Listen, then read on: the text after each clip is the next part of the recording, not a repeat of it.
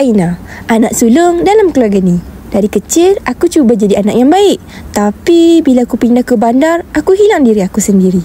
Dekat kampung, hidup teratur. Tapi di bandar, aku rasa bebas. Terlalu bebas. Mula-mula ikut kawan lepak kafe. Lama-lama, mereka ajak aku ke gelap. Aku tahu itu bukan tempat aku. Tapi dengan tekanan kerja, harapan semua orang, aku ikut juga. Orang nampak aku gelap, tapi dalam hati aku kosong. Dan masa tu, aku jumpa dia. Lelaki yang buat aku rasa difahami. Walaupun sebenarnya dia tarik aku makin jauh. Aku tahu semua ni salah. Tapi masa tu, aku cuma nak rasa disayangi. Walaupun jalan tu buat aku tersesat.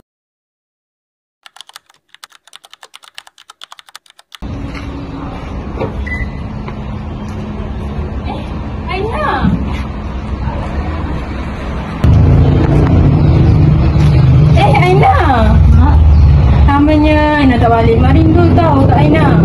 Tak nak balik sebab Aina banyak kerja. Lagipun naklah balik rumah ni. Yelah, rumah ni kan banyak teguran. Tak baiklah Aina cakap macam tu. Kami sayang Kak Aina.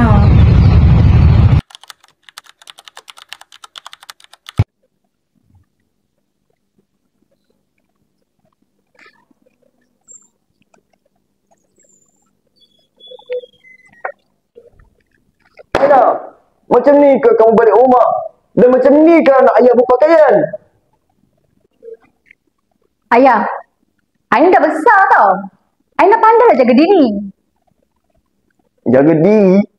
Ayah dapat tahu kamu selalu keluar malam, berkawan dengan orang yang tak senonoh dan terlibat dengan pesta liar. Itu ke yang kamu kata jaga diri? Itu cuma hiburan je lah, Ayah. Zaman sekarang ramai je orang buat. Ayah, sebenarnya kami ada nampak gambar Kak Aina dekat media sosial. Gambar tu nampak tak senonoh sangat.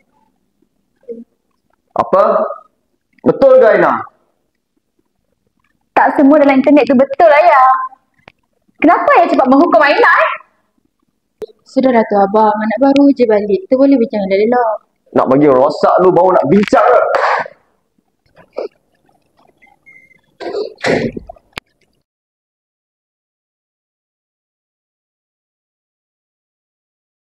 Aina okey ke? Apa Ayah benci Aina, Ibu? Aina cuma nak kebebasan je. Ayah tak benci Aina. Ayah sayang Kak Aina. Ayah cuma nak Aina tak terhanyut dengan dunia luar je. Kadang orang yang paling rapat pun tak cuba dengar suara kita. Apa ni? Kamu sindir ayah dalam media sosial ke? Mana ada? Saya cuma luah perasaan je. Kamu nak luahkan perasaan ke atau kamu nak malukan keluarga ni? Apa yang bising-bising ni abang? Sudahlah tu, benda ni kita boleh bincang dengan elok-elok. Marah itu api.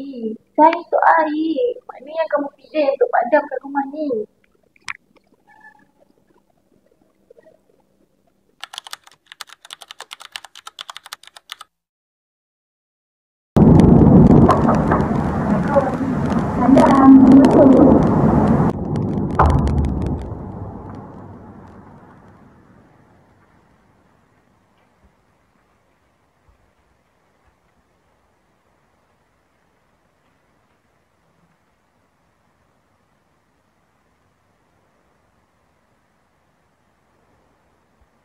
Terima kasih ya kerana dia sebab sudi menjemput kami sekeluarga untuk mendapatkan bantuan.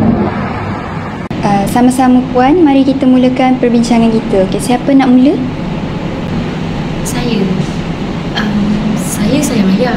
Tapi setiap kali saya bersuara, saya rasa suara saya tiada nilai. Ayah cuma takut kamu lupa siapa diri kamu. Ayah tak pandai nak tunjuk kasih sayang dengan kata-kata. Bagus Cik Rahman. Tetapi sekarang ni kita cuba dengar tanpa menyampuk. Itulah dipanggil mendengar aktif. Baiklah semua, dalam keluarga ni kita mestilah ada 3 kemahiran penting. Yang pertama, mendengar aktif. Apabila seseorang ataupun ahli keluarga kita cuba nak luahkan perasaan, kita cubalah dengar dengan fokus tanpa menyampuk.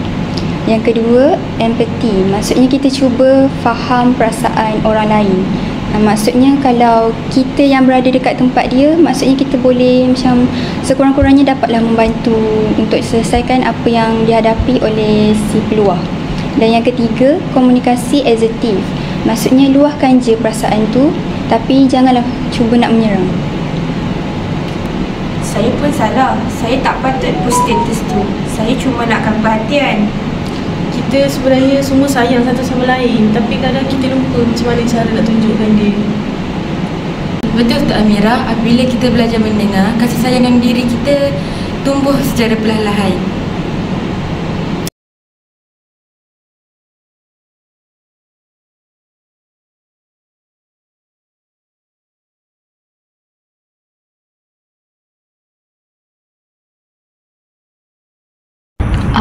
Sekejap ya Mak, Ana lagi cakap dengan ayah kejap. Okey, pergilah.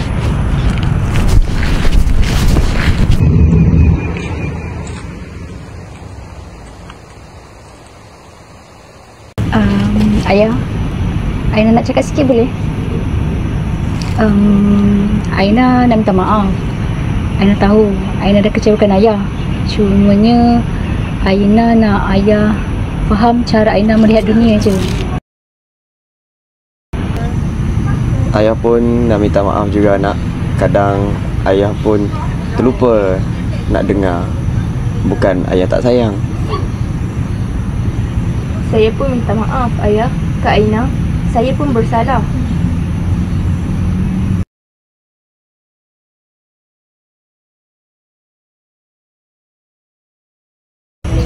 Bila darah dan emosi bersatu dengan kasih, barulah keluarga tu kuat.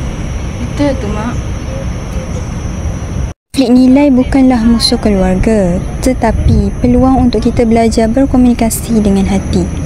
Apabila kita mampu mendengar dan memahami, kasih sayang akan mengatasi perbezaan.